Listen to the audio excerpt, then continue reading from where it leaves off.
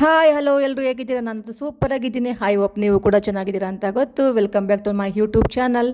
Actually temple ನೋಡ್ರಿ ನಿಮ್ಗೆ ಗೊತ್ತಾಗುತ್ತೆ ನಾನು ಎಲ್ಲೋಗಿದ್ದೀನಿ ಅಂತ. ಎಸ್, ಇದು ಫೇಮಸ್ ಆಗಿರೋ ಟೆಂಪಲ್ ಇದು.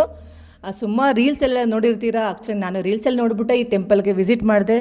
ಆ್ಯಕ್ಚುಲಿ ತುಂಬ ಚೆನ್ನಾಗಿದೆ. ಇಲ್ಲಿಗೆ ಹೋದ ತಕ್ಷಣ ನನಗೆ ಅನಿಸ್ತು ಒಳ್ಳೆ ಪಾಸಿಟಿವ್ ಎನರ್ಜಿ ಬಂತು.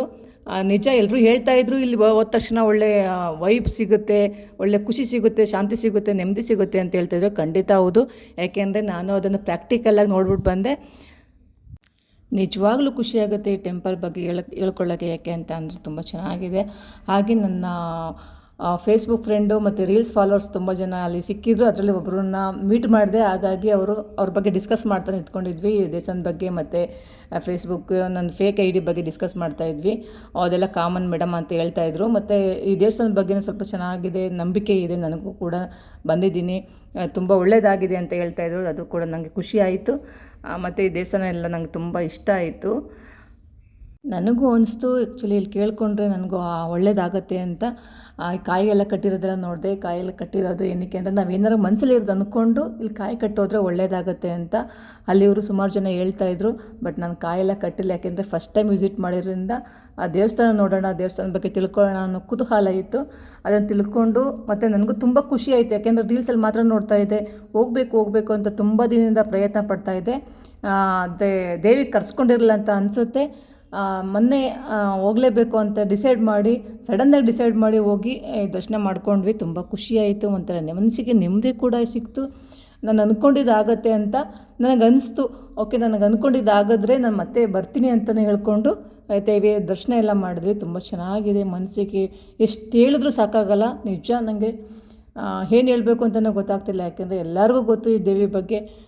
ಸುಮಾರು ಜನನೂ ಹೇಳಿದ್ದೀರಾ. ಅದ್ರ ಬಗ್ಗೆ ನಾನು ಹೇಳ್ಕೊಳ್ಳೋ ಏನೋ ಹೊಸ್ದಾಗೇನೂ ಇಲ್ಲ. ಯಾಕೆಂದರೆ ಎಲ್ಲರಿಗೂ ಸುಮಾರು ಜನಕ್ಕೆ ಗೊತ್ತು ಈ ತಾಯಿ ಎಷ್ಟು ಪವರ್ಫುಲ್ ಅಂತ ಹೇಳ್ಬಿಟ್ಟು. ಹಾಗೆ ದರ್ಶನ ಎಲ್ಲ ಮಾಡಿ ಮುಗಿಸಿ ನಾವು ಮತ್ತೆ ಹೊರಟ್ವಿ. ತುಂಬ ಎಷ್ಟೇ ಹೊರಟಬೇಕು ಅಂತ ಅನಿಸಿದ್ರೂ ಅದೇ ವಿಗ್ರಹ ನೋಡ್ತಾನೆ ಇರಬೇಕು ಅನ್ನಿಸ್ತಾ ಇತ್ತು. ಹಾಗಾಗಿ ನೋಡ್ಕೊಂಡು ಸ್ವಲ್ಪ ಹೊತ್ತು ನಿಂತ್ಕೊಂಡ್ವಿ.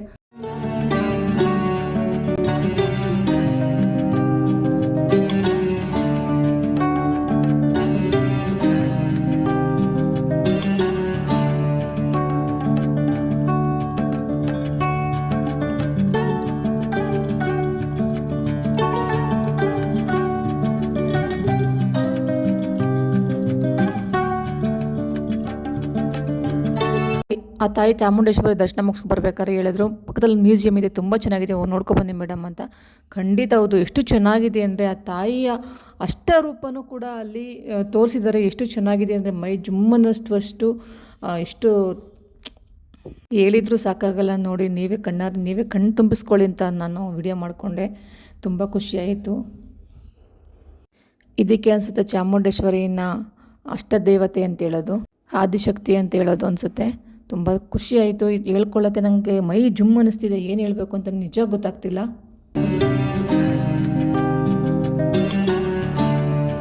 ಅದರ ಜೊತೆಗೆ ನಮ್ಮ ಹಿಂದಿನ ಕಾಲದವರು ಏನು ಯೂಸ್ ಮಾಡ್ತಿದ್ರು ಮತ್ತು ಹೇಗಿತ್ತು ಅನ್ನೋದೊಂದು ಸಹ ಅಲ್ಲಿ ತೋರಿಸಿದ್ದಾರೆ. ಅದು ನೋಡೋಕ್ಕೂ ಒಂಥರ ಖುಷಿಯಾಗುತ್ತೆ.